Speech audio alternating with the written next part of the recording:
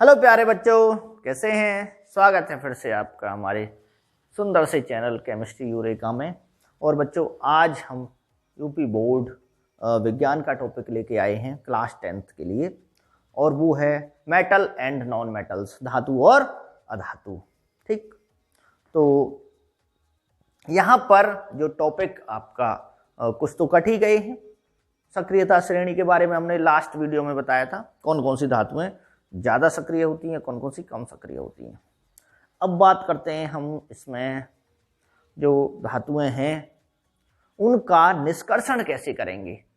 अयस्कों से उनका निष्कर्षण, खनिजों से उनका निष्कर्षण। जैसे बहुत सारी चीज़ें हमें ईश्वर ने दी हैं, ठीक, तेल भी दिया है हमें, कोयला भी दिया है, लोहा भी दिया है, सोना और प्लेटिनम सब कुछ दिया है, लेकिन वो सब जमीन में है, उसके लिए मेहनत करनी पड़ेगी, निकालना पड़ेगा, बहुत सारे वैज्ञानिक तरीके अपनाने पड़ेंगे उनको शुद्ध करने के। ठीक, तो कैसे हम उन खनिजों से जो प्राकृतिक रूप से पाए जाते हैं उन्हें खनिज बोलते हैं, खनिजों से हम धातु किस किस तरीके से हम प्राप्त करेंगे, आज हम देखते हैं। तो बहुत ही इंपॉर्टेंट टॉपिक है।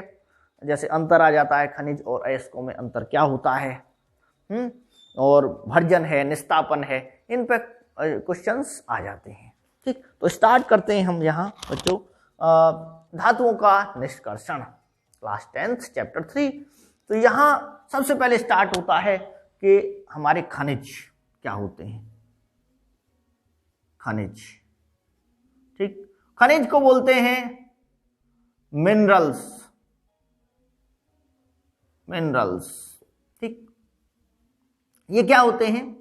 खनिज वे पदार्थ होते हैं जो प्राकृतिक रूप से धातुओं के वे रूप होते हैं जो प्राकृतिक रूप से जमीन में पाए जाते हैं, यानी अर्थ क्रस्ट में मिलते हैं। ठीक, तो देखिए भूपपर्टी यानी अर्थ क्रस्ट। अर्थ क्रस्ट जो ऊपरी सतह होती है, कई किलोमीटर तक होती है ये अर्थ। भूपपर्टी में प्राकृतिक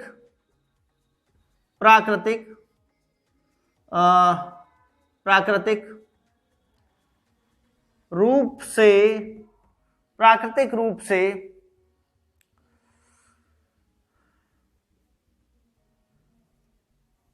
पाई जाने वाली धातुएं एवं उनके यौगिक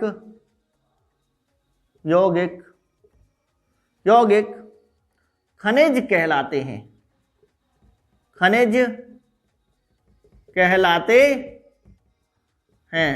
खनिज कहलाते हैं जो प्राकृतिक रूप से पाए जाते हैं धातुएं और उनके यौगिक, ये क्या होते हैं? खनिज होते हैं, और ये भूपपर्टी में मिलते हैं। खुदाई से माइनिंग करते हैं, और माइनिंग करने के बाद, खुदाई करने के बाद उनसे फिर हम धातुओं को अलग करते हैं। ठीक है, तो यहां पर देखिए, अब बात करते हैं खनिज के बाद आता है अयस्क। अयस्क क्या होते हैं? ओड्स। अयस्क होते हैं, अयस्क खनिज ही होते हैं, खनिज का ही रूप होते हैं, लेकिन बहुत सारे खनिजों में से उस खनिज को चुना जाता है जिससे हम आसानी से और कम लागत लगा के निकाल सकते हैं धातु को। ठीक है, जैसे समझिए कि एक खनिज ऐसा है जिसमें 80% धातु है, और एक खनिज ऐसा है उसी धातु का कि जिसमें वो 20% पाई जाती है। ठीक, तो बताइए, जिसमें आपको 100 ग्राम में से 80 ग्राम धातु मिल रही है, उस खनिज को आप बढ़िया मानोगे, या ये वाला जो खनिज है जिसमें 20 ग्राम मिल रही है केवल, तो ज्यादा फायदा हो रहा है? ठीक है, तो ज्यादा फायदा जिससे हो रहा है वो वाला होगा अयस्क।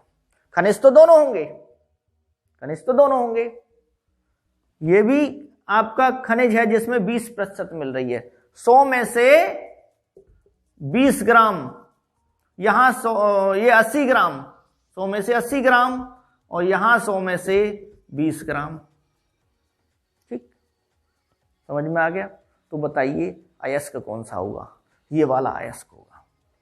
ठीक, तो यहाँ अयस्क को हम कैसे परिभाषित कर सकते हैं? बहुत ही ईजी है ये। इसको मैं रफ किए देता हूं। अयस्क क्या होगा बच्चों? देखिए,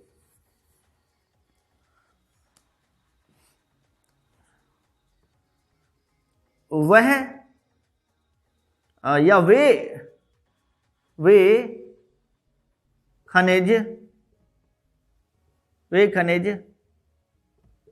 जिनसे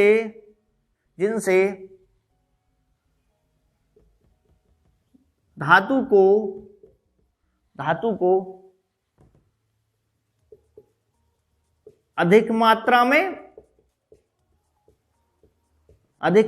में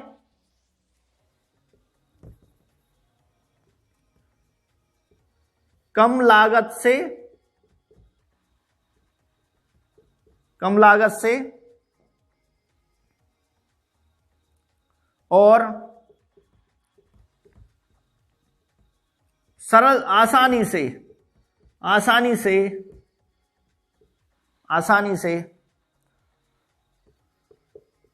प्राप्त किया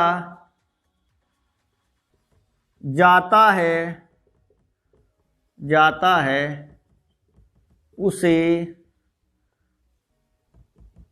अयस्क कहते हैं। ठीक, आसानी से प्राप्त कर सकें। अब मान लीजिए आपने धातु को निकालने में ही खर्चा बहुत ज्यादा कर दिया। ठीक, खर्चा बहुत ज्यादा कर दिया है और उतने में वो धातु बिक नहीं पा रही है, तो क्या फायदा? तो वहां से आप धातु निकालिए जहां वो ज्यादा मात्रा में उपस्थित हो, वहां से आप धातु निकालिए। ठीक, उन खनिजों से ज्यादा निकालिए, आसानी से निकल जाए, खर्चा ज्यादा न करना पड़े, तभी तो कुछ कमा पाएंगे। मान लीजिए सरकार निकाल रही है, शोधन करती है धातुओं का, उसके बाद मार्केट में उनको बेचा जाता है, तो अगर खर्चा ज्यादा हो जाएगा और कम पैसे में बिकती है तो क्या फायदा? इसलिए हमें वैज्ञानिक तरीके अपनाने पड़ते हैं कि कम खर्चा हो और ज्यादा से ज्यादा लाभ हो हमें। ठीक है ना? तो अयस्क समझ में आ गया होगा। तो ये कह सकते हैं हम कि सभी अयस्क खनिज हैं। सभी अयस्क खनिज हैं। ठीक, क्योंकि अयस्क खनिजों में से ही चुना जाता है, परंतु सभी खनिज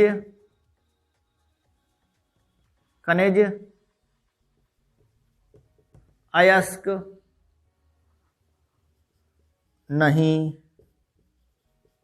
होते। यानी सभी जो अयस्क होंगे वो खनिज का ही रूप है, लेकिन सभी जो खनिज हैं वो अयस्क नहीं होते। ठीक है, सभी खनिजों से आसानी से आप धातु को नहीं निकाल सकते। ठीक है, ये समझ में आ गया। अब नोट कर लिया हो तो अब हम देखते हैं कौन कौन से तरीके हैं कैसे हम निकाल सकते हैं खनिजों से, यानी अयस्कों से धातुओं को। ठीक, तो कुछ अयस्कों के भी नाम देखेंगे किनसे हम निकालते हैं। तो यहां देखिए बच्चों, इसको मिटाने के बाद अब आते हैं हम किस पर? अयस्कों के कुछ देख लेते हैं। अयस्क कौन कौन से हैं? अयस्क, ठीक है, जैसे कि सोडियम का जो अयस्क है ये है NaCl। NaCl किसका अयस्क है? सोडियम का। ये सोडियम का अयस्क है। ठीक, सोडियम इसी से निकाला जाता है और इसे बोलते हैं रॉक साल्ट, ROC के रॉक साल्ट। ठीक, समझ में आ गया? पत्थर की तरह कठोर होता है रॉक साल्ट। और इसके बाद जैसे Cu2S इसे बोलते हैं कॉपर ग्लांस। क्या बोलते हैं इसको? ये कॉपर का अयस्क है। किसका है? कॉपर। ये कॉपर का अयस्क है, इसे बोलते हैं कॉपर ग्लांस। कॉपर ग्लांस, ठीक। Copper glance copper sulphide group में पाया जाता है। इसके अलावा एल्यूमिनियम का देखिए, Al, एल्यूमिनियम का है, कौन सा है? Al2O3 डॉट 2H2O भी लिख सकते हैं इसको। इसे कहते हैं बॉक्साइट। बॉक्साइट, कोई बात नहीं, थोड़ा लिख लेना इंग्लिश में, और बॉक्साइट वैसे लिखे देता हूं मैं, बॉक्साइट। इससे एल्यूमिनियम निकाला जाता है। और भी हैं, मैं एक एक ही नाम लिख रहा हूं मुख्य रूप से। और आपका ZnS होता है जिंक का, जिंक का है, और उसे बोलते हैं जिंक ब्लेंड। जिंक ब्लेंड बोलते हैं इसको, ठीक। समझ में आ गया? Zinc blende. Zinc ZnICBLENT, zinc blende, ठीक। बहुत सारे हैं। HGS है, मरकरी का है। ये किसका है? Hg का है। इसे बोलते हैं सिनेबार। सिनेबार इसको बोला जाता है, Hg का। PBS को गैलेना बोला जाता है, गैलेना। और ये किसका अयस्क है? Pb का, लेड का है। तो इस तरह से हम बहुत सारे आयरन के देख सकते हैं। आयरन है Fe2O3 है। इसे हेमेटाइट बोलते हैं। क्या बोलते हैं?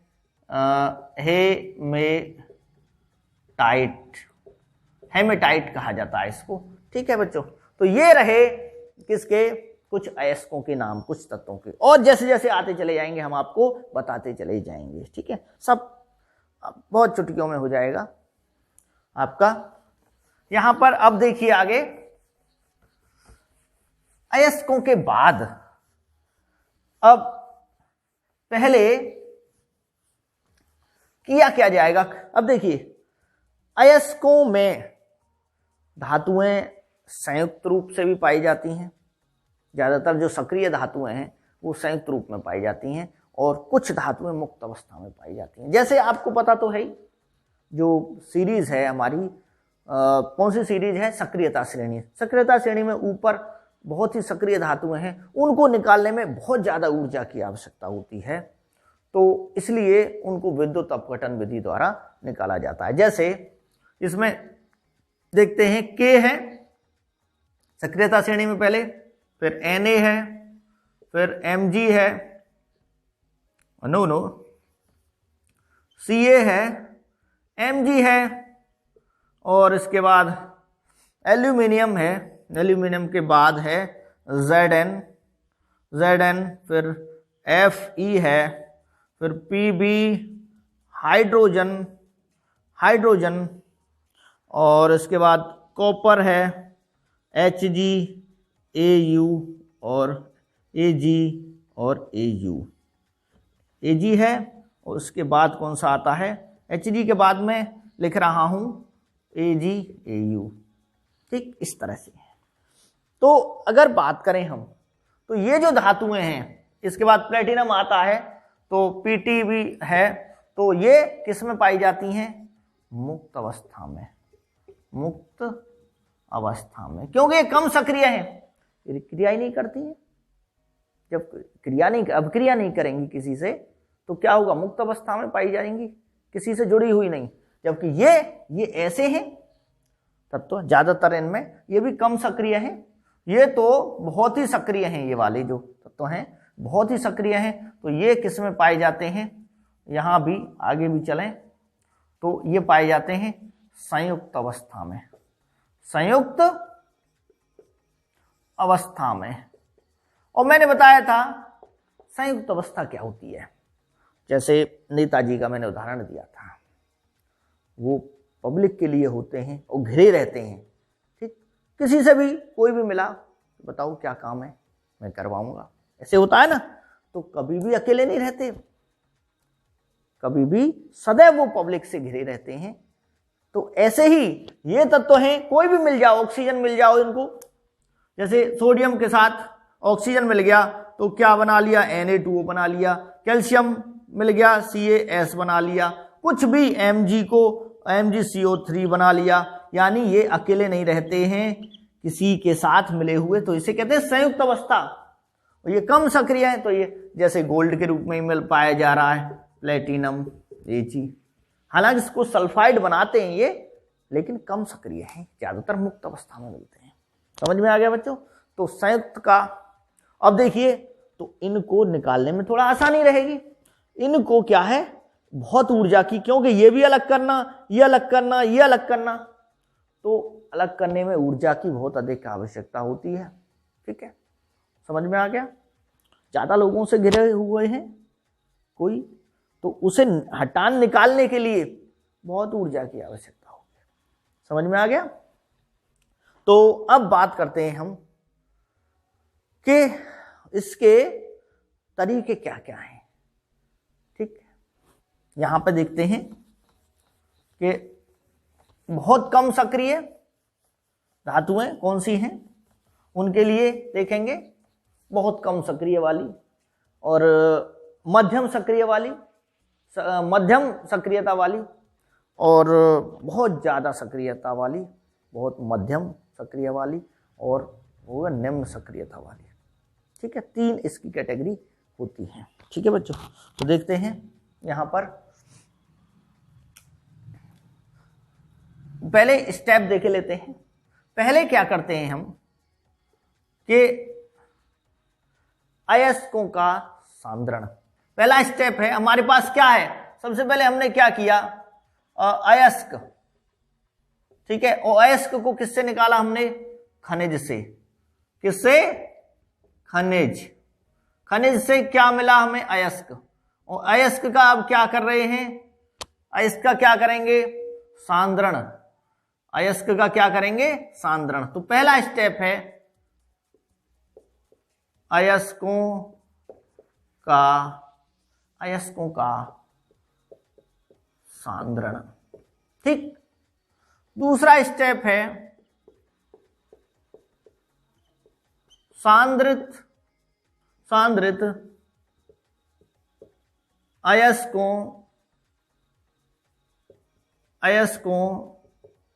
से धातु का निष्कर्षण।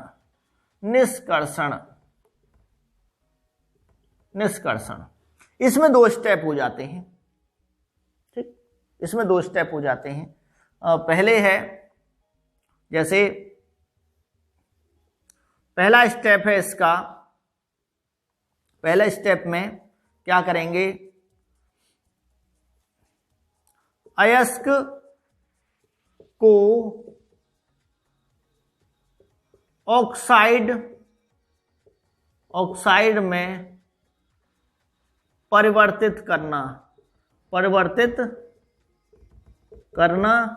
और दूसरा है ऑक्साइड से धातु को प्राप्त करना। यानी क्या होता है ये, ऑक्साइड से धातु को प्राप्त करना, यानी ऑक्सीजन को हटाना, तो उसे कहते हैं हम अपचयन। क्या बोलते हैं, अपचयन। ऑक्साइड का अपचयन करना है। ठीक, जब धातु हमें मिल जाएगी तो थर्ड स्टेप होता है, तीसरा है धातु का परिष्करण। क्या बोलते हैं, परिष्करण या शुद्धिकरण। धातु को शुद्ध करना। ठीक है, उसे बोलते हैं परिष्करण। समझ में आ गया, परिष्करण। तो ये स्टेप हैं जिनसे हमें क्या करना है कि जिन टेक्निक को लगा के, इसमें वैज्ञानिक तरीके अपनाए जाएंगे बहुत सारे, तो सबको लगा के हम धातु को प्राप्त करेंगे। ठीक है बच्चों, तो यहां पर ये समझ में आ गया होगा अयस्क का सांद्रण। पहला स्टेप देखते हैं, अगर ये नोट कर लिया हो, स्क्रीनशॉट भी ले सकते हैं आप, अगर ये कर लिया हो तो इसके बाद शुरू करते हैं पढ़ाना इसको कैसे कैसे होगा ये अयस्क का सांद्रण। ठीक है, और एक चीज और है, जितने भी ये जो वैज्ञानिक विधियां लगाएंगे हम इसमें, ठीक, और टेक्नोलॉजी लगाएंगे, सबको कहा जाता है धातु कर्म। क्या कहा जाता है? धातु कर्म, यानी मेटलर्जी के अंतर्गत आती हैं। समझ में आ गया? तो ये सभी विधियां जो हैं किस में होती हैं? धातु कर्म में, धातु कर्म, ठीक, मेटलर्जी। तो अयस्क का सांद्रण, अयस्क का सांद्रण होता क्या है? देखिए, कुछ जैसे जमीन से हम खुदाई करते हैं तो हमें खनिज मिलता है और उस खनिज से हम अयस्क निकालते हैं, तो उसमें मिट्टी वगैरह रहती है, मिट्टी, कंकड़, पत्थर, ऐसी चीजें रहती हैं, उनको अलग करना, उनको बोला जाता है गैंग। क्या बोला जाता है? गैंग या मैट्रिक्स। तो उसको अलग करना क्या कहलाता है? अयस्क का सांद्रण। ठीक है, तो देखिए, अयस्कों से देखिए, अयस्कों से गैंग, गैंग, GANGUE, गैंग, या मैट्रिक्स, मैट्रिक्स, मैट्रिक्स, ठीक है, ये क्या होता है? मिट्टी वगैरह होता है, मिट्टी है। कहते हैं ना गैंग, कोई लड़का है वो किसी गैंग में फंस गया, यानी अशुद्धियां, ऐसे ऐसे लोगों में वो फंस चुका है कि जो उसे बुरी आदतें सिखा रहे हैं, तो उनसे अलग करना जरूरी है। ऐसे ही धातु है, धातु अशुद्धियों के बीच है, अशुद्धियों के बीच है, और उन अशुद्धियों को अलग करना, मिट्टी वगैरह को अलग करना कहलाता है अयस्क का सांद्रण। ठीक, तो अयस्कों से गैंग या मैट्रिक्स को अलग करना अयस्क का सांद्रण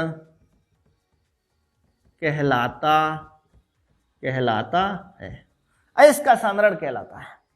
ठीक, तो अब इसकी भी विधियां हैं बहुत सारी, हालांकि आपके क्लास 10th में एनसीईआरटी में इतना नहीं दे रखा है, मैं उसको, इसकी विधियां देखिए, अयस्क के सांद्रण की विधियां कौन कौन सी हैं, किस तरीके से कर सकते हैं। विधियां यानी सांद्रण की विधियां, सांद्रण की विधियां, विधियां एक तो है जैसे मिट्टी मिली हुई है और मिट्टी हल्की है, अयस्क भारी है, तो क्या करेंगे? पानी की तेज धारा, जैसे गेहूं को धोते हैं ना, गेहूं में अगर मिट्टी होती है तो उसको क्या करते हैं कि पानी कहीं पे चल रहा है ना, पाइप से, तो उसके सामने लगा देते हैं, तो मिट्टी मिट्टी बह जाती है, तो हल्की अशुद्धियां बह जाती हैं। तो वो विधि है एक इसकी, तो गुरुत्व पृथक्करण विधि। जैसे विधियां हैं गुरुत्व पृथक्करण विधि, ठीक है, और द्रवीय धावन, हाइड्रोलिक वॉशिंग, गुरुत्व पृथक्करण विधि, ये ग्रेविटेशनल सेपरेशन होता है इसी में। गुरुत्व का मतलब है कि जो भारी अयस्क है वो पानी की तेज धारा में धोने से भारी अयस्क बैठ जाएगा और हल्की अशुद्धियां बह जाएंगी। समझ में आ गया?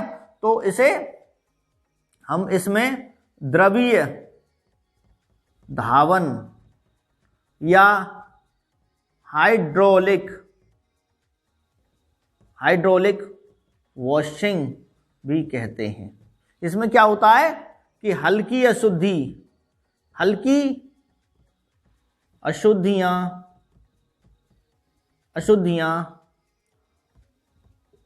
पानी की तेज धारा में बह जाती हैं, पानी की तेज धारा में बह जाती हैं और भारी भारी अयस्क भारी अयस्क नीचे बैठ जाता है। समझ में आ गया? द्रव्य धावन है। दूसरा है, कुछ ही बताऊंगा मैं, चुंबकीय पृथक्करण। चुंबकीय पृथक्करण विधि, मैग्नेटिक सेपरेशन। अब मान लीजिए अशुद्धियां ऐसी हैं या अयस्क ऐसा है जो चुंबक डालो और चुंबक से के साथ वो आ जाए, है ना। एक एग्जाम्पल आपने सुना होगा, नमक में लोहे की छीलन पड़ी हुई है तो कैसे अलग करेंगे? चुंबक ले जाइए, लोहा आ जाएगा। तो ऐसे ही या तो अशुद्धियों में चुंबकीय गुण हो या फिर अयस्क में चुंबकीय गुण हो, तो चुंबक ले जाइए, चुंबक से अलग हो जाएगा। मान लीजिए अशुद्धियां क्या हैं, वो चुंबक वाली हैं, लोहा है इसमें, ठीक है, अशुद्धियों के रूप में, चुंबक से अलग हो जाएगा और आपका अयस्क शुद्ध हो जाएगा। तो ये क्या हुआ, ये इसमें ज्यादातर जो अयस्क होते हैं वो लोहे के होते हैं। किसके होते हैं? लोहा और टिन, Fe है और Sn, ये लोहा और टिन के ज्यादातर अयस्क होते हैं।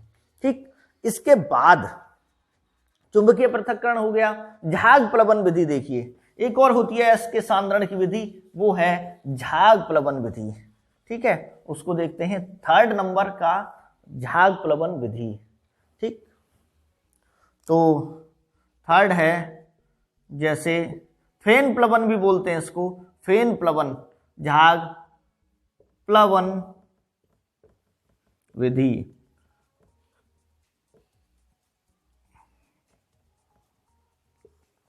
फेन प्लवन विधि, ठीक, ये क्या है?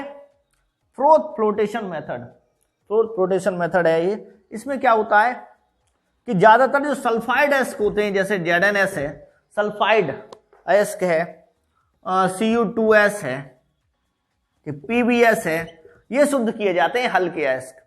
तो इसमें क्या होता है कि हल्का जो अयस्क है वो तो झाग में आ जाता है, जो भारी अशुद्धियां हैं वो नीचे बैठ जाती हैं। समझ में आ गया? तो इसमें ये क्लियर है कि जो हल्के यानी हल्का सल्फाइड अयस्क हल्का सल्फाइड अयस्क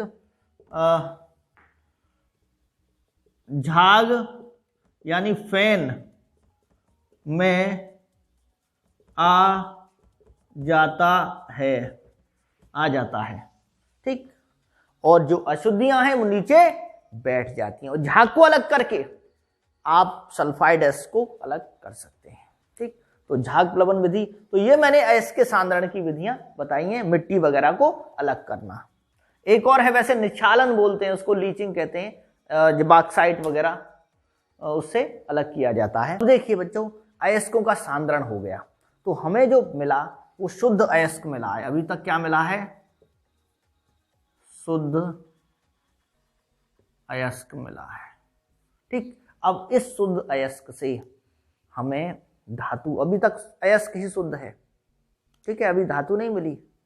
समझ में आ गया? अयस्क जैसे ZnS है, Cu2S है, ये अयस्क मिले हैं, इसमें जो मिट्टी वगैरह थी उसको अलग कर दिया गया है।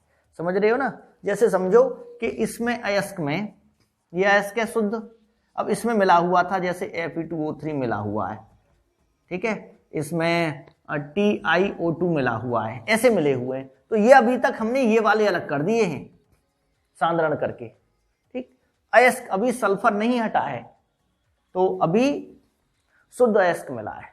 अब शुद्ध अयस्क से हम धातु कैसे निकालेंगे वो पढ़ेंगे। ठीक, तो देखते हैं, शुद्ध अयस्क है हमारे पास, शुद्ध अयस्क से अब अलग अलग विधियां चलेंगी। ठीक है, जैसे यहां देखिए, एक तो है उच्च अभिक्रियाशील धातु अयस्क, उच्च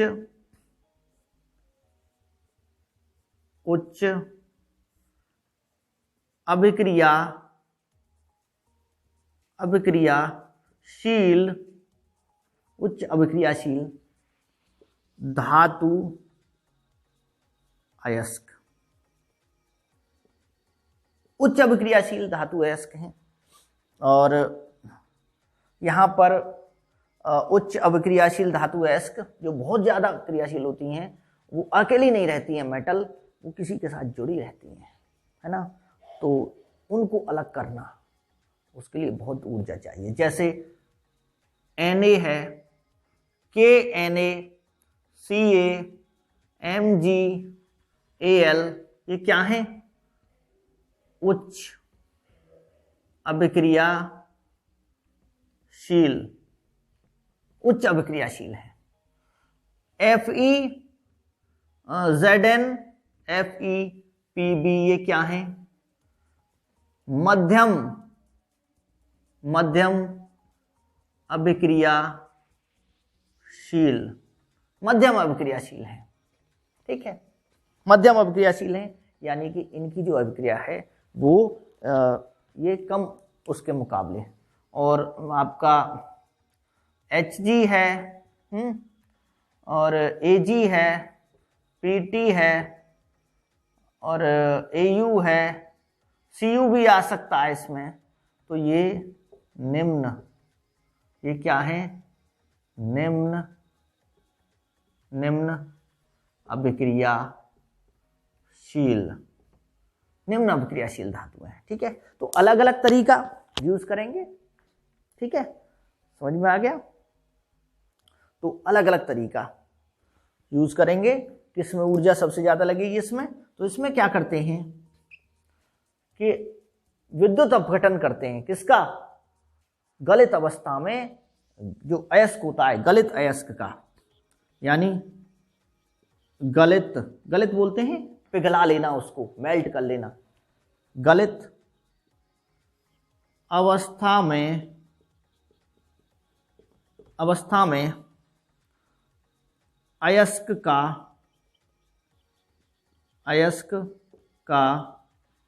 वैद्युत अपघटन, और उससे क्या मिलती है? शुद्ध धातु। अगर शुद्ध नहीं है तो शुद्ध कर लेते हैं उसको, ठीक है। तो इसे क्या मिलती है यहां पे? शुद्ध धातु, ठीक। दूसरा है मध्यम अभिक्रियाशील, ये हो गया। दूसरा है मध्यम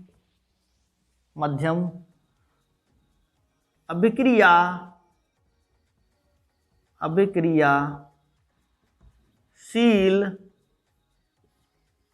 धातु अयस्क, ठीक, समझ में आ गया। तो दो अयस्क होते हैं, दो तरह के अयस्क होते हैं यहाँ पे। एक तो होता है बच्चों, वो है सल्फाइड अयस्क। एक क्या है? सल्फाइड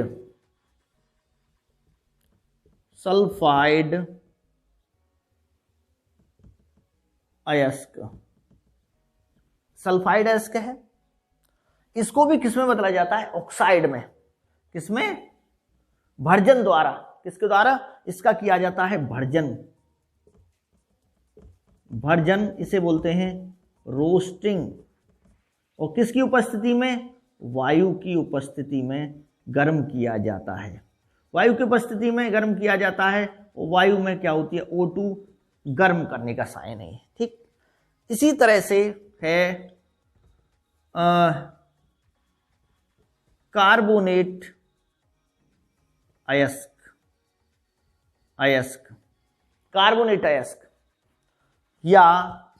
कार्बोनेट अयस्क या जल योजित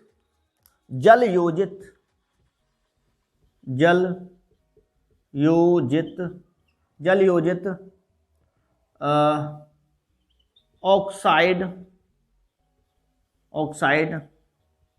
अयस्क, ठीक, जल योजित ऑक्साइड अयस्क। इसका किया जाता है वायु की अनुपस्थिति में, ऑक्साइड में। इसमें किया जाता है निस्तापन। क्या किया जाता है? निस्तापन। हाँ, इसका भर्जन और इसका निस्तापन। भर्जन से क्या बनता है? ऑक्साइड, ऑक्साइड बनता है। और ऑक्साइड के बाद ऑक्साइड, और इसको कह सकते हैं धातु ऑक्साइड। कौन सा है? धातु ऑक्साइड। ठीक है, धातु ऑक्साइड। और धातु ऑक्साइड का क्या किया जाता है? अपचयन।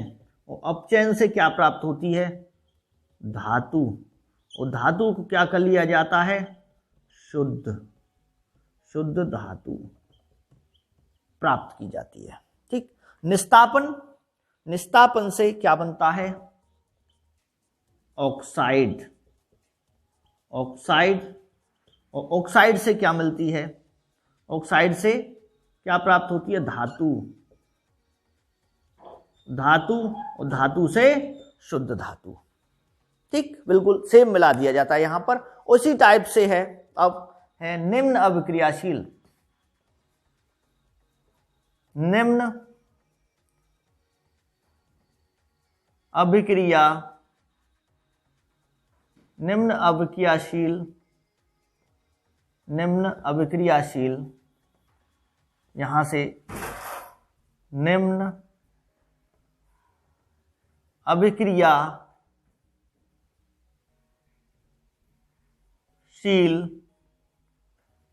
धातु। और वो कौन सा है?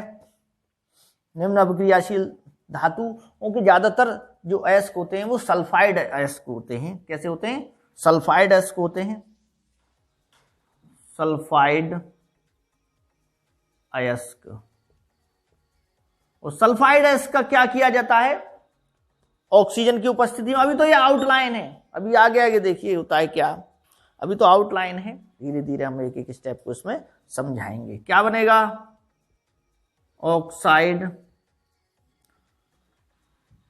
और वो भी धातु का ऑक्साइड। उससे धातु प्राप्त होगी। तो क्या करना पड़ेगा? अपचयन।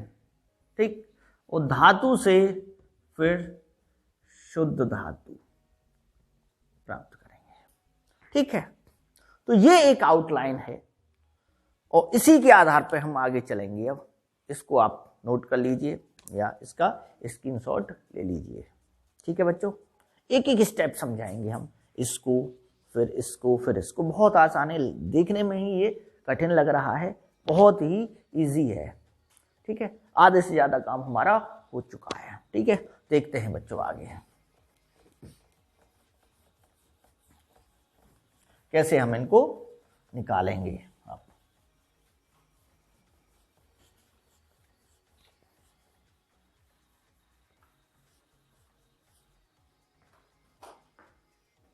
जैसा कि बच्चों आप जान रहे हो कि 3 तरह की धातुएं होती हैं, उच्च अभिक्रियाशील, निम्न अभिक्रियाशील और मध्यम अभिक्रियाशील धातुएं।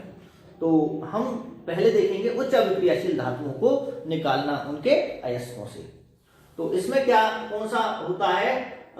जैसे वैद्युत अपघटन द्वारा धातुओं का निष्कर्षण। जो उच्च अभिक्रियाशील धातुएं हैं, जिनकी जो अभिक्रियाशीलता है बहुत ज्यादा है, तो उनके लिए अधिक ऊर्जा की आवश्यकता होती है और वो मिलती है हमें विद्युत से, इलेक्ट्रिसिटी से। ठीक, और इलेक्ट्रिसिटी पास होती है गलित अवस्था में। हमारे पास जो लवण होनी चाहिए वो गलित अवस्था में होनी चाहिए। गलित का मतलब हो गया पिघली हुई अवस्था में, क्योंकि पिघली हुई अवस्था में ही उनसे क्या हम पास कर सकते हैं? इलेक्ट्रिसिटी। ठीक, तो गलित सोडियम क्लोराइड का विद्युत अपघटन, इसको देखेंगे। हमें सोडियम को निकालना है, हमें सोडियम धातु को निकालना है। और सोडियम क्लोराइड एक बढ़िया स्रोत है, जो ज्यादा मिलता है, समुद्र में बहुत सारा नमक है, वो आसानी से मिल जाता है। तो हमने ऐसा अयस्क लिया है सोडियम क्लोराइड, जिससे हम सोडियम को आराम से निकाल सकते हैं और ज्यादा मात्रा में। तो इसमें क्या होता है कि हमको ये एक सेल बनाना है इस टाइप से, और इस सेल में हमको क्या लगाना है? 2 इलेक्ट्रोड। जैसे इनर्ट इलेक्ट्रोड कह सकते हैं इसको। क्या कह सकते हैं? Inert electrode. इनर्ट का मतलब समझ रहे हो? अक्रिय इलेक्ट्रोड। ठीक, तो ये हमने दो यूज किए हैं यहां पर। ये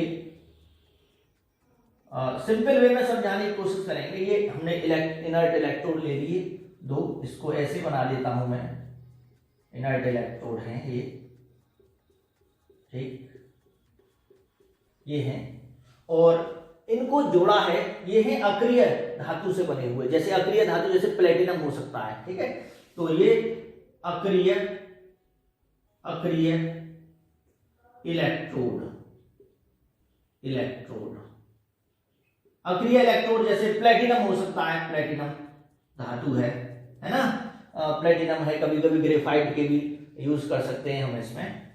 तो प्लेटिनम गोल्ड, तो ज्यादातर प्लेटिनम का यूज कर सकते हैं।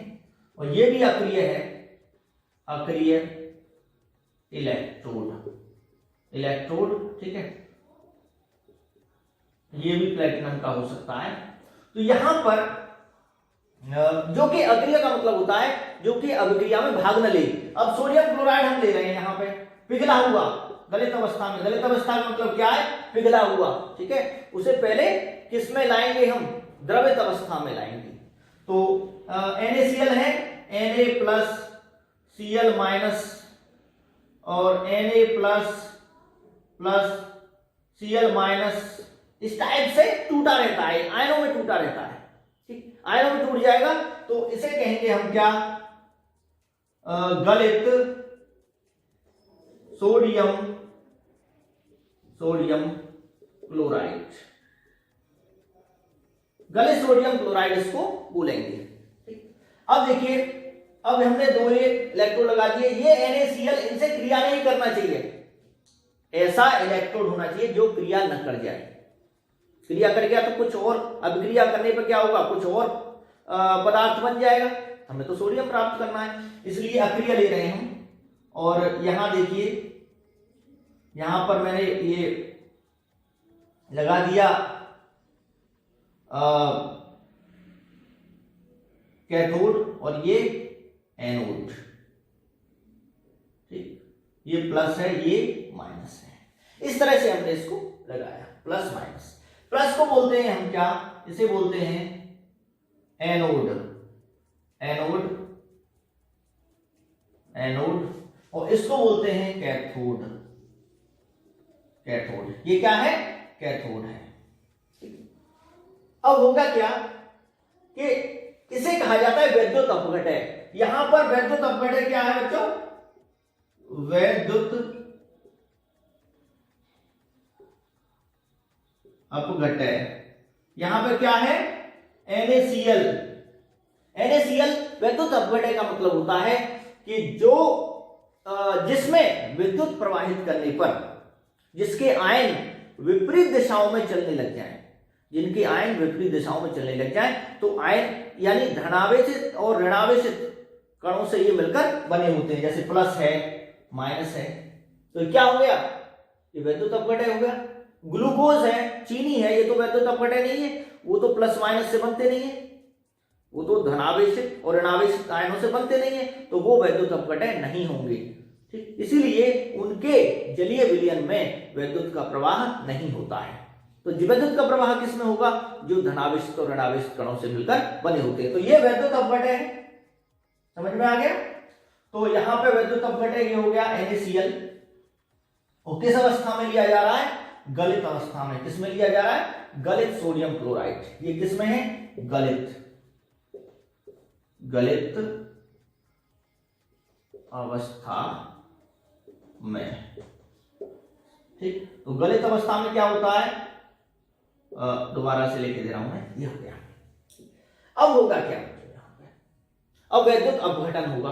वैद्युत अपघटन का मतलब वो विद्युत का प्रवाह जब करेंगे हम, तो जो भी थोड़ा बहुत उनके बीच बल हैं, प्लस और माइनस के बीच, प्लस और माइनस के बीच जो भी बल हैं वो पूरी तरह से टूट जाएंगे विद्युत का प्रवाह करने पर। तो तीन तरह के अपघटन होते हैं, ऊष्मा द्वारा अपघटन, विद्युत द्वारा अपघटन और प्रकाश द्वारा अपघटन, ठीक। दो तीन प्रकार के थे। तो ये जो है ये क्या है, विद्युत धारा यानी इलेक्ट्रिसिटी पास करेंगे, वो भी कौन सी, दिष्ट धारा, कौन सी, डायरेक्ट करंट। कौन सा करंट पास करते हैं इसमें हम, डायरेक्ट करंट, यानी दिष्ट धारा, दिष्ट धारा। ठीक, अब देखिए होता क्या है, कैथोड पर, कैथोड पर, कैथोड पर क्या होगा, कैथोड कौन सा है, ये रहा, यहां प्लस, कैथोड पर क्या होगा, ये इस पे आवेश कैसा है माइनस, और इस पे कैसा है प्लस। तो प्लस वाला जो आयन है, प्लस सोडियम आयन, वो किधर चलने लग जाएगा, इधर, प्लस वाला माइनस की तरफ चलेगा। ठीक, और क्यों कि Na प्लस ने इलेक्ट्रॉन निकाल रखा है, तो वहां जाके करेगा क्या, Na प्लस करेगा क्या, Na प्लस इलेक्ट्रॉन लेगा। देखिए Na प्लस है तो इसका है 2 और 8, यानी 1 इलेक्ट्रॉन निकाल चुका है, तो अब 2 इलेक्ट्रॉन लेगा। तो पहले कितने होते हैं, इस पे 11 होते हैं, लेकिन 11 में से 1 निकाल दिया तो 10 रह गए, लेकिन अपने ये कितने करना चाहेगा, 11 फिर से, तो हटा के 1 इलेक्ट्रॉन और ले लेगा ये, और अपनी उदासीन अवस्था में आ जाएगा।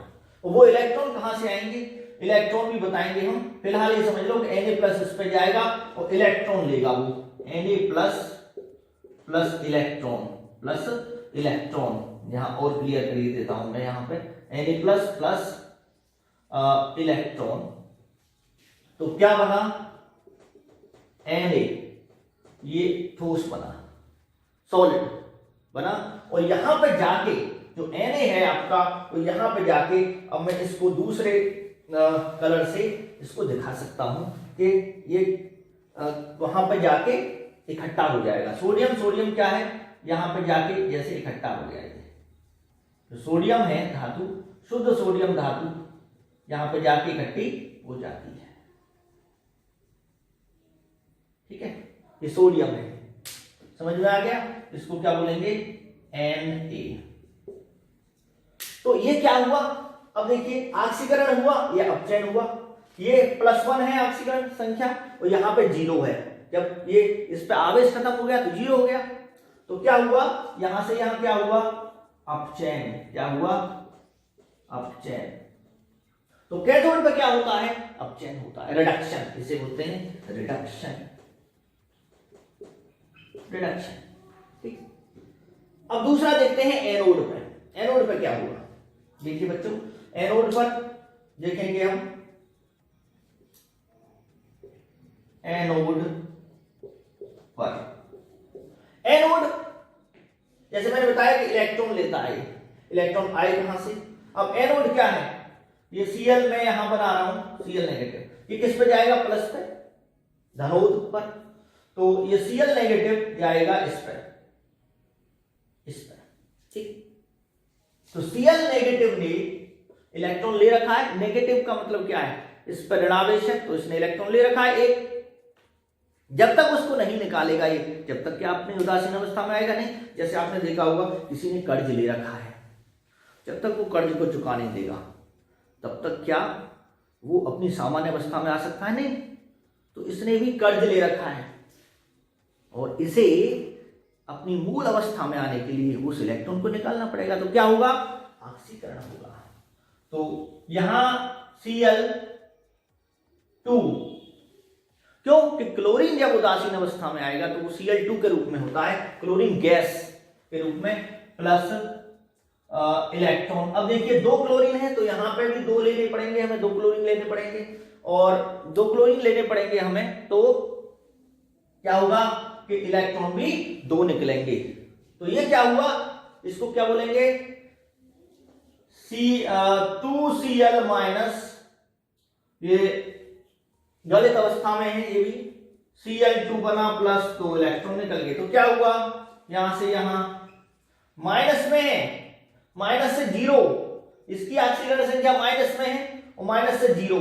अब बताओ माइनस वाला ज्यादा होता है या 0 वाला ज्यादा होता है, 0 ज्यादा है, माइनस से 0 ज्यादा है, ठीक। तो क्या हुआ, बढ़ गई ऑक्सीकरण संख्या, तो इसे कहेंगे ऑक्सीकरण, ऑक्सीकरण, इसे हम ऑक्सीकरण बोलते हैं, ठीक है बच्चों। तो इसे आप यहां लिख सकते हो ऑक्सीकरण हो रहा है। तो एनोड पे क्या हुआ, ऑक्सीकरण हुआ, तो हमें शुद्ध धातु यानी सोडियम यहां पर मिल जाती है। ये है हमारा वैद्युत अपघटन। समझ में आ गया होगा। और इसके अलावा एल्यूमिनियम क्लोराइड, एल्यूमिनियम ऑक्साइड, जो बॉक्साइट होता है एल्यूमिनियम का एस, वो भी ऐसे ही मिलता है।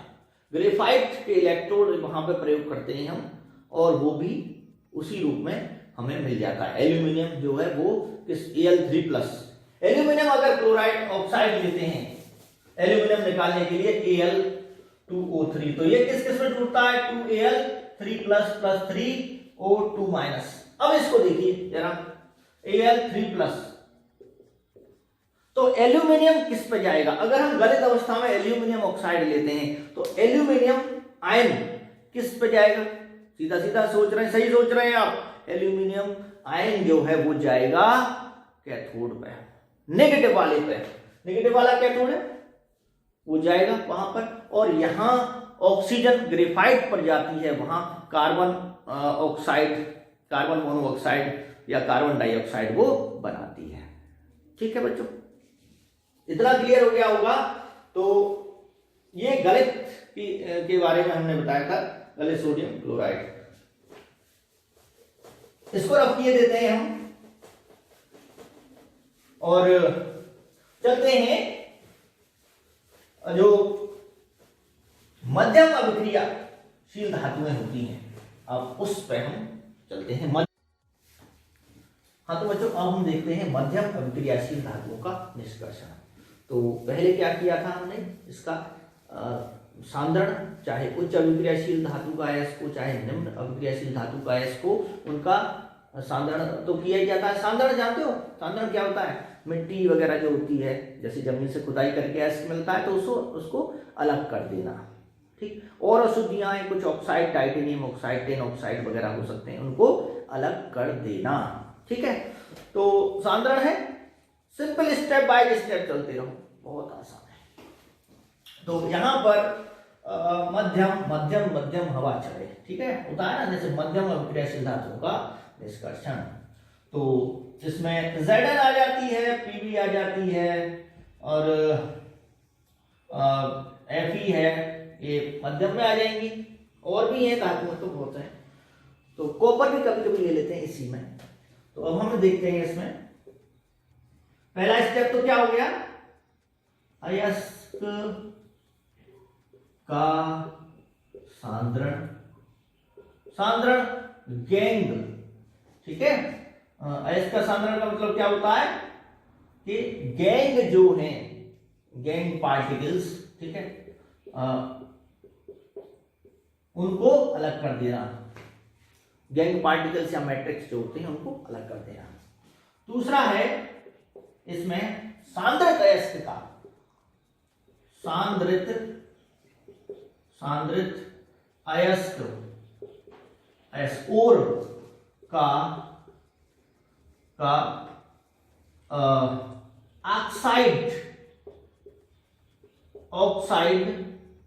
ऑक्साइड में परिवर्तन, ठीक, ऑक्साइड में परिवर्तन। अब अयस्क दो प्रकार के हैं, जैसे पहला है सल्फाइड अयस्क का, सल्फाइड अयस्क का ऑक्साइड में परिवर्तन, सल्फाइड अयस्क का ऑक्साइड। सल्फाइड अयस्क जैसे आपका है ZnS, इसको क्या बोलते थे, जिंक ब्लेंड, ठीक है, जिंक ब्लेंड बोलते थे इसको, समझ में आ गया। तो ZnIC जिंक ब्लेंड, BLEND, ठीक। तो इसको यहां पर किस में चेंज करना है हमें, ऑक्साइड में। इसके अलावा कॉपर ग्लांस Cu2S, ये क्या है, कॉपर सल्फाइड, कॉपर ग्लांस, इसको बोलते हैं कॉपर ग्लांस, ठीक। पीबीएस, पीबीएस क्या है? गैलेना है, इसको बोलते हैं गैलेना। ठीक है, तो ये सल्फाइड एसिड हैं और इनको किस में चेंज करते हैं? ऑक्साइड में। तो क्या है तरीका ऑक्साइड में इनको चेंज करने का? ठीक है, बताइए बच्चों, क्या है इसको ऑक्साइड में चेंज करने का तरीका? तो इसमें क्या हो जाएगा, इसको बोलते हैं उस प्रोसेस को जिसमें सल्फाइड एसिड को ऑक्साइड में चेंज किया जाता है, उसका नाम है भर्जन, परिवर्तन, भर्जन द्वारा। ठीक, भर्जन द्वारा। तो भर्जन क्या है? Roasting, ROAST, roasting. ये है क्या? रोस्टिंग।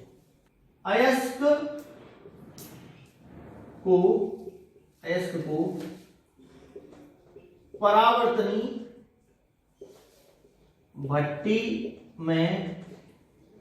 में वायु की उपस्थिति में धातु के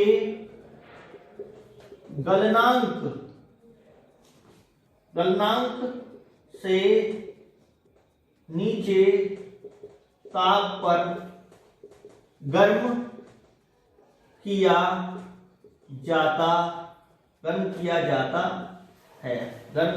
है। इसे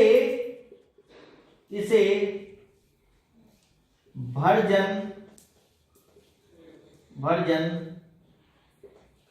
कहते हैं। भर्जन कहते हैं इसको, हम क्या कहते हैं? भर्जन कहते हैं।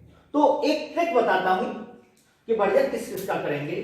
जैसे ZNS है, अभी बताया था मैंने ZNS। तो ZNS में क्या है? इसमें ऑक्सीजन नहीं है। इसमें ऑक्सीजन है क्या? नहीं। तो जहां पे ऑक्सीजन ना हो वहां ऑक्सीजन की उपस्थिति में यानी वायु की उपस्थिति में गर्म करो आप।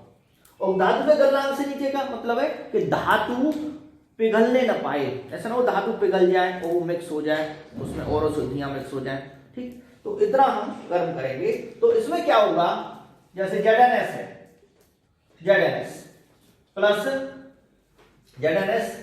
प्लस यहां पर 3O2 गर्म कीजिए, गर्म करने पर क्या बना? 2ZNO plus 2SO2 sulphur dioxide निकलती है, ऑक्साइड में परिवर्तित हो गया।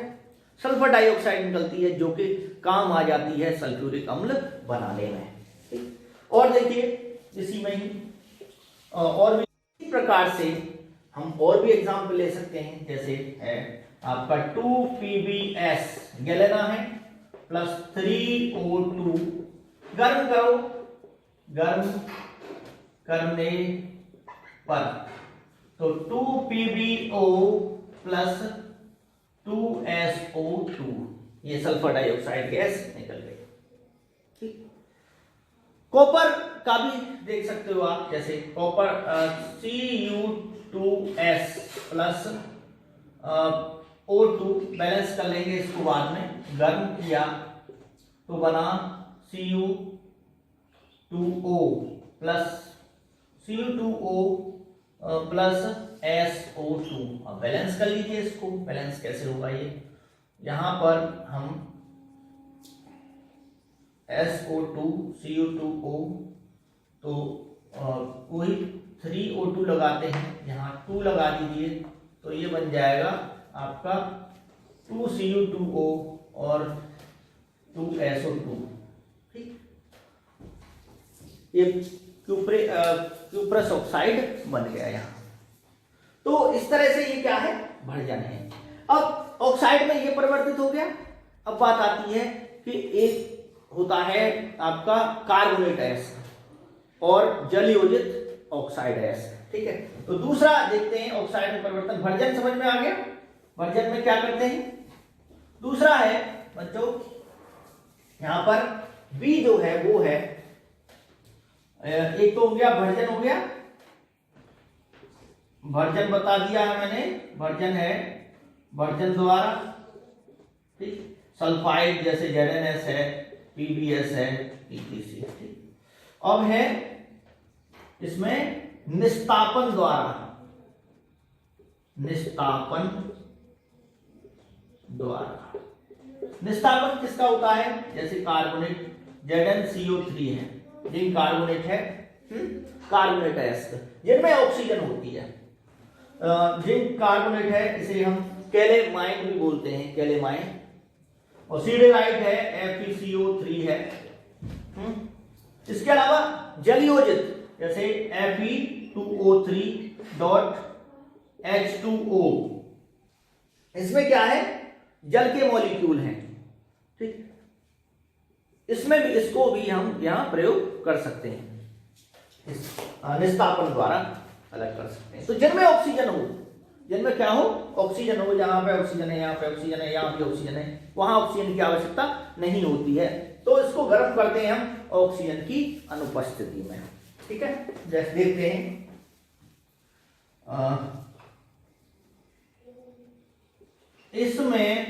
इसमें धातु, कार्बोनेट, अयस्क या जलयोजित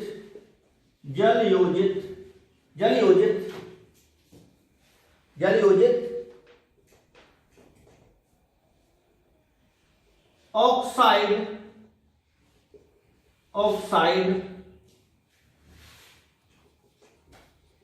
अयस्क को वायु की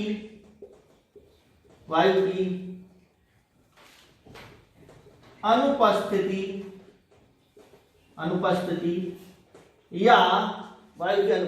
या सीमित उपस्थिति में गर्म किया जाता है, या तो थोड़ी बहुत ही वायु हो या न हो, तो ऑक्साइड में बदल जाता है। अब कैसे बदलता है देखिए, यहां पे हमने आपको बता दिया है, इसको हम यहां से रफ किए देते हैं, ठीक। मध्यम अभिक्रियाशील धातु में चल रही है, तो यहां हम इसको एक्सप्लेन कर सकते हैं। जैसे देखो क्या है, ZnCO3 को एरो, ये हीट का साइन है, क्या बनेगा? ZnO plus CO2। Zinc oxide और कार्बन डाइऑक्साइड अलग हो जाती है गर्म करने। तो ये क्या है? निस्तापन। क्या है? निस्तापन, कैल्सिनेशन, इसको क्या बोला जाता है? कैल्सिनेशन। और भी हो सकते हैं, जैसे FeCO3 आप यूज कर रहे हो, FeCO3 तो हीट किया तो FeO प्लस CO2। अब जलयोजित देखो, एक दो एग्जांपल जलयोजित का देख लीजिए, जैसे कि यहां पर Fe2O3.XH2O, हेमेटाइट भी हो सकता है ये। तो यहां गर्म किया तो Fe2O3 प्लस XH2O, यानी जल के अणु निकल गए, ठीक। तो ऑक्सीजन की जरूरत है ही नहीं। तो इसकी जो ट्रिक है, जहां पे ऑक्सीजन हो वहां ऑक्सीजन की अनुपस्थिति, ये याद रखो, ऑक्सीजन नहीं देनी पड़ेगी, ठीक। तो ये हो गए। अब आता है नेक्स्ट स्टेप, जब ऑक्साइड में बदल गई, तो ऑक्साइड में बदलने के बाद जो स्टेप आता है वो कौन सा है बताइए? वो आएगा बच्चों, अभी धातु नहीं मिली, अभी बहुत काम बाकी है। अभी ऐसे नहीं कि आम भी खाने हैं और आराम से मिल जाए, उसके लिए पेड़ लगाना पड़ता है, ठीक। तो यहां पर देखिए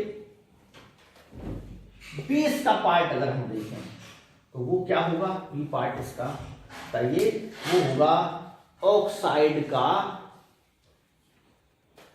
धातु, ऑक्साइड का धातु में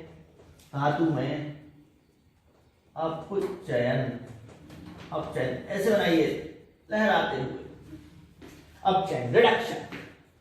तो अब क्या होगा, जैसे ZNO है आपके पास, ZNO है, अब ZNO से कैसे निकालेंगे, ZNO से कैसे, तो कुछ ना कुछ आपको अपचायक चाहिए इस ऑक्सीजन को हटाने के लिए चाहिए। तो उसके लिए क्या करना है आपको कि इसमें कोक, ये क्या होता है, कोक कार्बन का ग्रुप होता है, सस्ता भी होता है।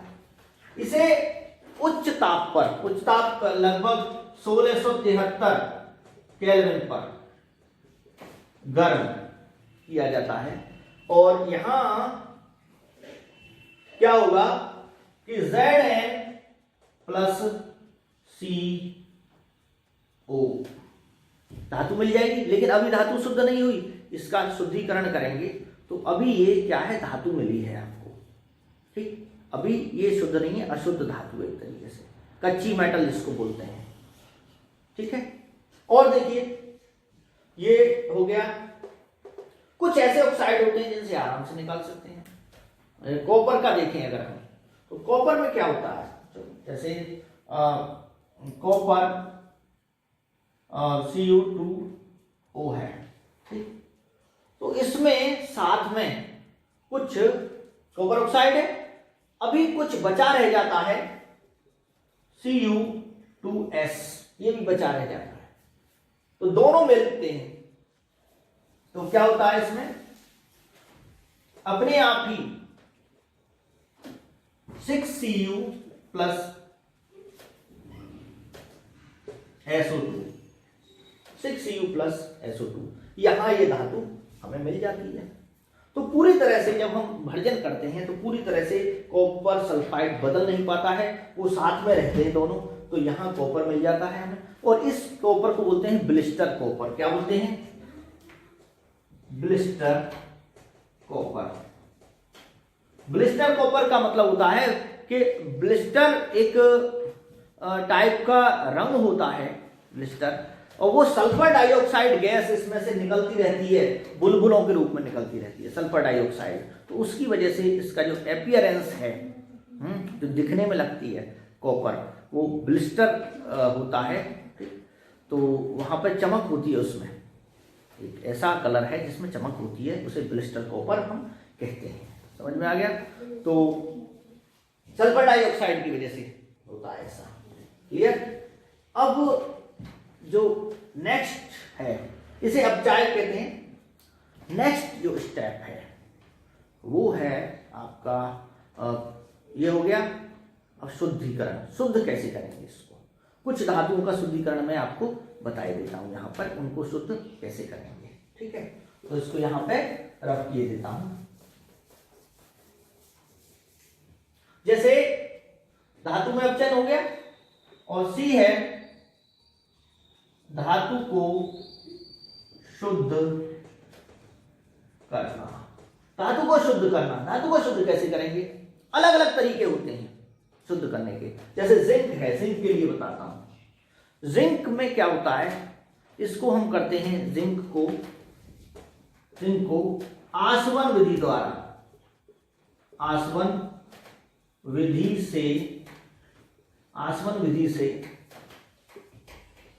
शुद्ध करते हैं। आसवन विधि से शुद्ध करते हैं,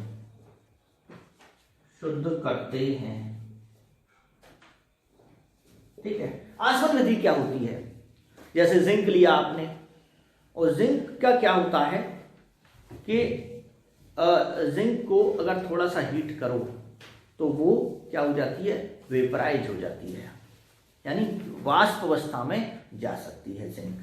तो अशुद्धियां क्या हैं, वो नीचे रह जाएंगी।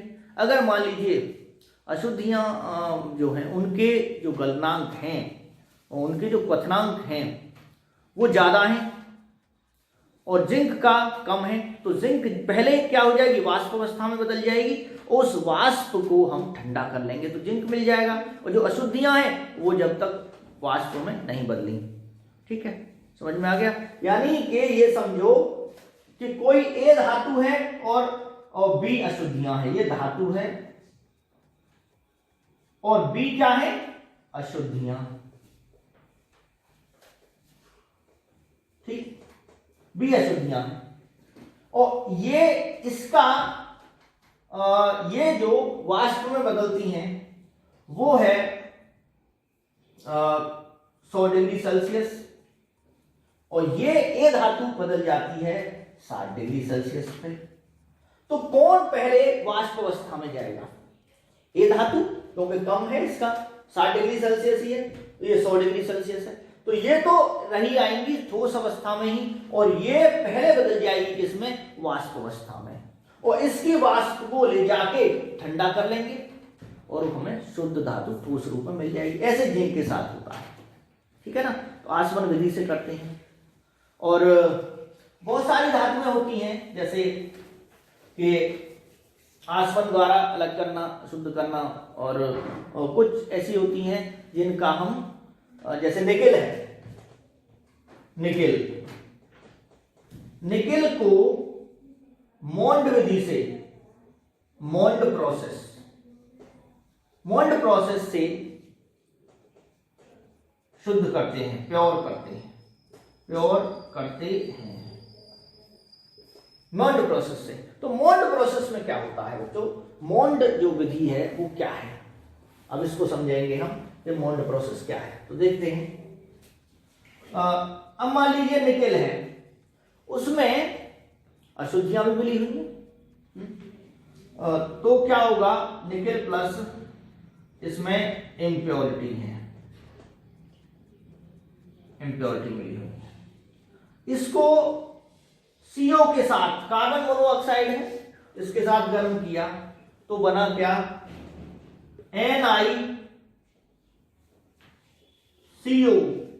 NiCO का होल फूल, ये कॉम्प्लेक्स बना।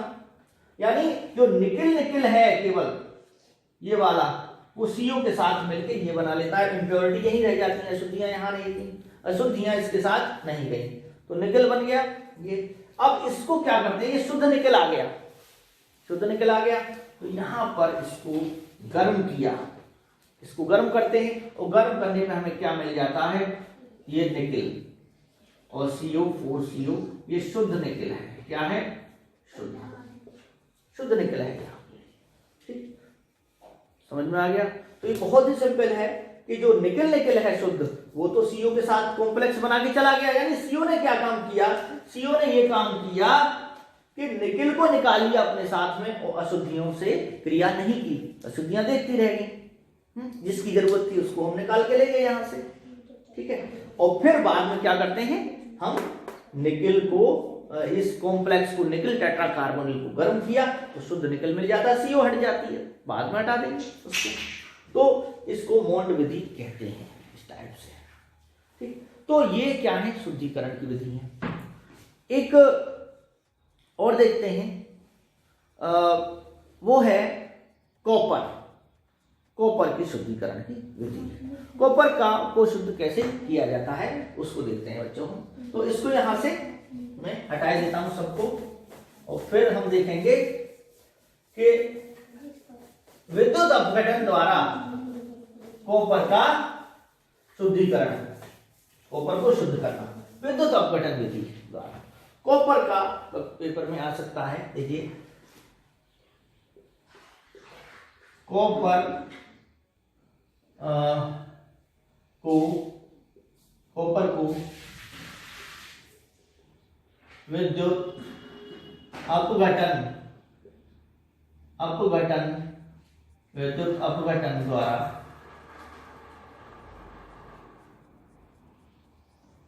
द्वारा शुद्ध करना।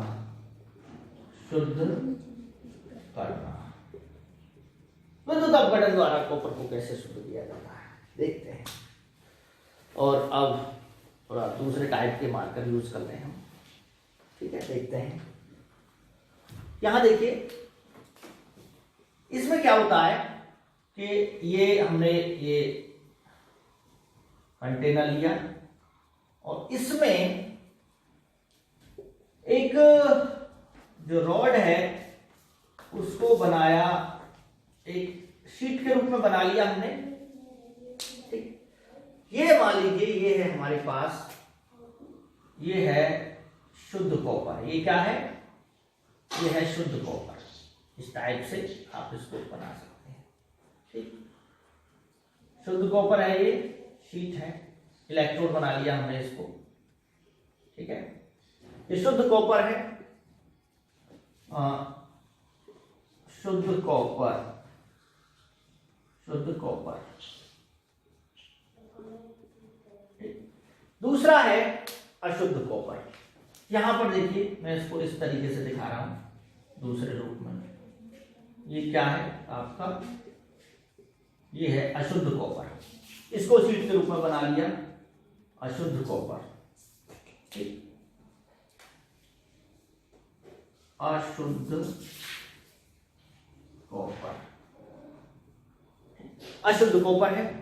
अब अशुद्ध से, जैसे इसमें अशुद्धियां हो सकती हैं, गोल्ड की अशुद्धियां, टिन की अशुद्धियां, ये हो सकती हैं।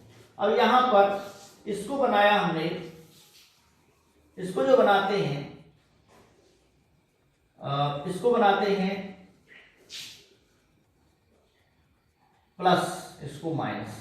इसे बोलते हैं एनोड, अभी बताया था एनोड, और इसे बोलते हैं कैथोड। ठीक, कैथोड। और इसे किसमें डिप किया जाता है? इसे डिप करते हैं कॉपर सल्फेट में। और कॉपर सल्फेट का रंग नीला ही होता है, और नीले मार्कर से ही हम बना रहे हैं इसको। तो कॉपर सल्फेट में हम इसको डालते हैं। कॉपर सल्फेट में ही क्यों डाला जाता है? क्योंकि कॉपर है, ये भी कॉपर, ये भी कॉपर।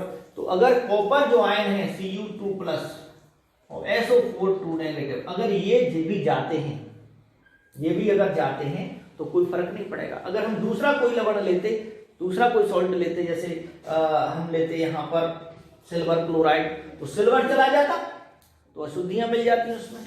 ठीक, तो अब होगा क्या देखिए कि इसमें होता क्या है, SO4 घूम ही रहा है चारों तरफ।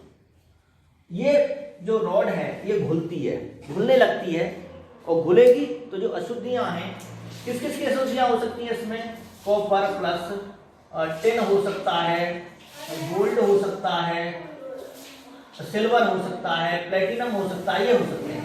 ठीक, तो जितनी भी अशुद्धियां हैं वो सब यहां पे आ जाती हैं, यानी एनोड के नीचे। किसके नीचे आ जाती हैं? एनोड पे। एनोड मड के रूप में, एनोड पंख भी बोलते हैं इसको। ये क्या हो गया यहां पर? Anode mud. मड का मतलब समझते हो? कीचड़। कीचड़ बेकार होता है, तो इसी तरह से यहां अशुद्धियों के लिए कहा है एनोड मड।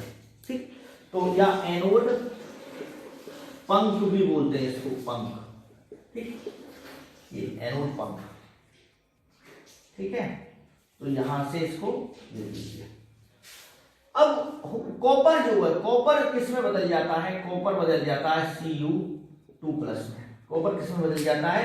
Cu2+ में। ठीक, इसको हम ऐसे यहां से दिखा सकते हैं कि कॉपर किस में बदल रहा है? Cu2+ में, कॉपर आयन में। ठीक, तो जो कॉपर है, यहां से कॉपर 2+ में बदला, और ये जो कॉपर 2+ है, तो एनोड पर देखिए, एनोड पे क्या होगा? एनोड पे होगा कि जो Cu है कॉपर, ठीक, इसमें ये क्या है? कॉपर, ये है अशुद्ध, अशुद्ध कॉपर है। और ये किस में बदल जाता है? कॉपर 2+, कॉपर 2+ में। ठीक, प्लस अशुद्धियां प्लेटिनम, गोल्ड, सिल्वर, ETC, ये जो अशुद्धियां हैं ये ऐसे ही रहती हैं, ये यहाँ पे इकट्ठी हो जाती हैं एनोड मड के रूप में, नीचे एनोड के नीचे। ठीक, अब ये कॉपर 2+ है आयन, ये जलीय होता है यानी एक्वस, एक्वस होता है। अब ये किधर जाएगा, ये किधर जाएगा, कॉपर 2+, ये एनोड पे हुआ, कैथोड पर देखिए, कैथोड पर, ठीक है। कैथोड पर क्या होगा बच्चों, कैथोड पर देखते हैं, कैथोड पर ये Cu2+ जो यहां से आ रहा है टूट टूट के, ये घुल जाएगी ये रोड, ये इधर जाने लगेगा, इस पे जाने लगेगा, ठीक। तो इस पे जाने लगेगा तो क्या होगा, Cu2+, ये वाला Cu2+ प्लस 2 इलेक्ट्रॉन, इलेक्ट्रॉन, और यहां इलेक्ट्रॉन लेके ये कॉपर सॉलिड, ये क्या है, ये क्या होगा, शुद्ध कॉपर, ये क्या है, शुद्ध कॉपर, ठीक, शुद्ध कॉपर, ठीक है, शुद्ध कॉपर है। तो इस तरह से जो कॉपर कॉपर है, अगर मैं इसको दिखाना चाहता हूं जो रेड मार्कर से, तो यहां पे क्या होगा, ये इधर इकट्ठा हो जाएगा, ये कॉपर कॉपर क्या है, यहां इकट्ठा हो जाएगा, इस तरीके से देखिए, दिख रहा होगा आपको, ठीक है। ये कौन सा है, कॉपर कॉपर, शुद्ध कॉपर। तो इसे कहते हैं विद्युत अपघटनी विधि। ये जो बाद में है एनोड में मिला है, इससे भी हम क्या निकाल सकते हैं, धातु निकाल सकते हैं, क्योंकि कीमती होती है, प्लेटिनम गोल्ड सिल्वर, इनसे भी निकाल लेते हैं। बेकार नहीं जाने देते, इंडस्ट्री में कोई भी चीज बेकार नहीं जाती है, सब यूटिलाइज हो जाती है, क्योंकि कुछ ना कुछ कमाना है ना, जो इंडस्ट्री लगाएगा, जो उद्योग धंधे लगाएगा, वो कुछ कमाएगा, ठीक है। तो कुछ भी बेकार नहीं जाने देते, सबको यूटिलाइज कर देते हैं। यहां ये हो गया। अब शुद्धिकरण के बाद, क्योंकि सिलेबस में दे रखा है इसलिए समझाना जरूरी था, अभिक्रियाशील धातुओं को उनके अयस्कों से प्राप्त करना। तो देखिए, निम्न अभिक्रियाशील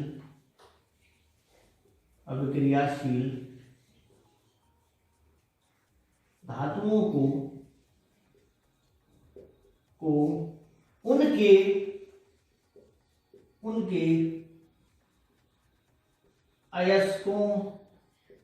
से प्राप्त करना, ठीक। निम्न अभिक्रियाशील धातु उनके अयस्कों से प्राप्त करना। तो निम्न अभिक्रियाशील जैसे मरकरी है, सिल्वर है, तो हम लेते हैं मरकरी को ही ले लेते हैं, इसको बोलते हैं सिनेबार, सिनेबार, ठीक। यहां हम देते हैं ऑक्सीजन O2। तो इसका क्या किया जाएगा, पहले तो हमने सांद्रण किया होगा, सांद्रण के बाद इसका कर रहे हैं हम ऑक्साइड में परिवर्तन। तो पहला स्टेप है कि ऑक्साइड में परिवर्तन, ऑक्साइड में परिवर्तन, और वो सल्फाइड एसिड है, तो सल्फाइड को किसके द्वारा करेंगे, ज्यादातर ये भर्जन द्वारा, यानी वायु की उपस्थिति में। तो सिल्वर है, Ag2S है, HDS है, ठीक, ज्यादातर ये इस फॉर्म में पाए जाते हैं। अगर कॉपर भी इसमें आ जाती है तो कॉपर Cu2S है, ठीक। तो ये हो गया ऑक्सीजन की उपस्थिति में, तो क्या बनेगा आपका 2HDO प्लस SO2, SO2। तो यहां हमें लेना पड़ेगा 2SO2 करना पड़ेगा, तो यहां 3O2, ये है HDO है। और दूसरा स्टेप होता है, पहला स्टेप हो गया, दूसरा है इसमें कि जो HDO है, HDO इसको गर्म कर लो, HDO को, क्योंकि ये ऑक्साइड कैसा है, ये ज्यादा स्थायी नहीं है, थोड़ी सी हीट दो तो टूट जाता है। इसमें हमें ऑक्सीजन को हटाने के लिए सिर्फ गर्म करना पड़ेगा, है ना। ZNO में तो हमें C लगाना पड़ा था, कोक डालनी पड़ी थी, लेकिन यहाँ को की जरूरत नहीं है, इसे तो सीधा थोड़ा सा गर्म कर दो, करने पर तो क्या है 2Hg प्लस O2, Hg मिल गई मरकरी यहाँ, और मरकरी को शुद्ध करना है तो क्या होगा, मरकरी आसवन विधि द्वारा भी शुद्ध हो जाती है, क्योंकि मरकरी भी जल्दी से जिंक की तरह वाष्पित हो जाती है। तो किस तरह से शुद्ध करेंगे इसको आसवन द्वारा शुद्ध कर सकते हैं। और आसवन आप जानते ही हो, इसमें जो अशुद्धियां होंगी वो ऐसी होंगी जो आसानी से वाष्प में नहीं बदलती हैं, ठीक है। और ये जल्दी वाष्प में बदल जाएगी, तो इसकी वाष्प को ले जाके ठंडा कर लो और अशुद्धियां वहीं रह जाएंगी, तो ये शुद्ध हो जाएगी। इस तरह से हम इसको शुद्ध कर सकते हैं। कुछ ऐसे ऑक्साइड देखते हैं जो कि बहुत ज्यादा स्थायी होते हैं, ठीक। अब निम्न अभिक्रियाशील धातुओं तक तो हमने बता दिया उनका शुद्धिकरण, ठीक। अब अलग से कुछ क्वेश्चन आ सकते हैं बोर्ड में, वो कौन कौन से हैं, क्योंकि बताना जरूरी है, पेपर में इंपॉर्टेंट है आपके लिए। तो देखिए यहां पर MnO2 है, जैसे ये तो उच्च अभिक्रियाशील धातु है ऑक्सीजन। अब ये इसको अगर Mn को निकालना है हमें अलग, तो इसमें आप इससे ज्यादा सक्रिय धातु डाल दीजिए, इससे ज्यादा सक्रिय धातु जिसका ऑक्साइड ज्यादा स्टेबल हो, जैसे एल्यूमिनियम है, तो ये बनाता है Al2O3 प्लस Mn। मैंगनीज अलग हो गई, धातु प्राप्त हो गई हमें ऑक्साइड से, तो ये अधिक अभिक्रियाशील है। ये क्या है, अधिक अभिक्रियाशील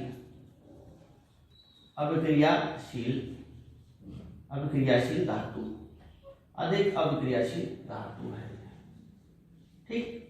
ये कम अभिक्रियाशील है, तो Mn यानी ऑक्सीजन किसके साथ जाना चाहेगा, अधिक अभिक्रियाशील, तो यहां पे चला जाता है ये, तो इसको बैलेंस करते हैं, यहाँ 3 ले लीजिए इधर, और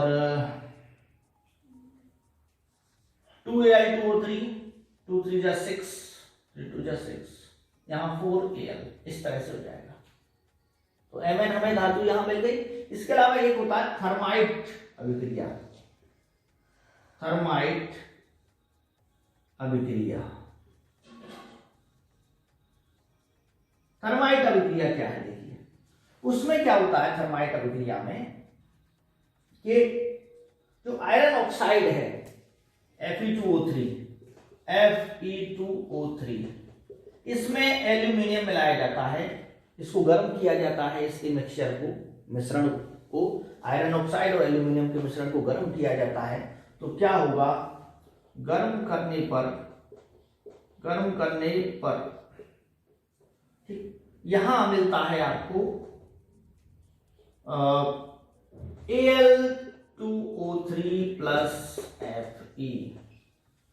Al2O3 प्लस Fe, और ये किस अवस्था में मिलता है, लिक्विड अवस्था में, यानी द्रव अवस्था में। और इसका प्रयोग किया जाता है पटरियों को, जो टूटी फूटी पटरियां होती हैं रेल की, तो उनको जोड़ने के लिए इसका प्रयोग किया जाता है, क्योंकि उसमें बीच में गैप आ जाता है, दरारें आ जाती हैं, तो पिघला हुआ लोहा भर देते हैं, जिससे वो बाद में जाम हो जाता है, पटरियों को जोड़ देता है, ठीक है। तो इसमें ये ऊष्मा क्षेपीय अभिक्रिया है, बहुत ज्यादा ऊष्मा उत्पन्न होती है इसमें।